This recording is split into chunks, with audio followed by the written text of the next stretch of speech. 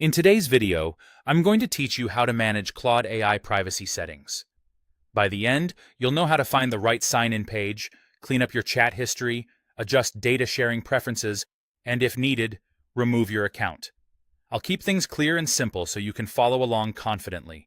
Start by opening your browser and searching for Claude AI. When the results appear, look for the official site and make sure the URL and padlock icon indicate a secure connection. Click the correct link to open the homepage so you're starting from a trusted source. Next, sign in. Choose Continue with Google or Continue with your email, whichever you normally use. Using the same method you used before ensures your existing chat history and settings appear. Once you're signed in, you're ready to manage your privacy. If you want to remove a single conversation, go to the sidebar where your recent chats live. Hover over the chat you no longer need, click the three dots that appear, and select Delete.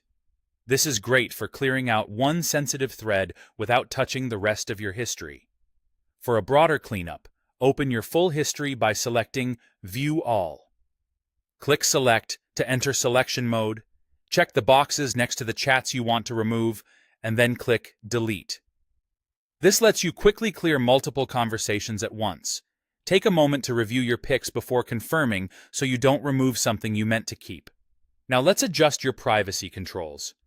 In the bottom left corner of the sidebar, click your user profile. This may show your initials or your name. From the expanded menu, choose Settings. Inside Settings, go to the Privacy tab. Here, look for the option labeled Help Improve Claude. Toggle this switch to Off if you don't want your content to be used to help improve the product. Turning it off gives you more control over how your data is used for model development and analytics. If you've decided to stop using the service entirely, you can remove your account. In Settings, click Account, then click Delete Account. This is a serious, often permanent action, so make sure you've saved anything important before proceeding. You may see prompts that explain what deletion means and what will be removed. That's it.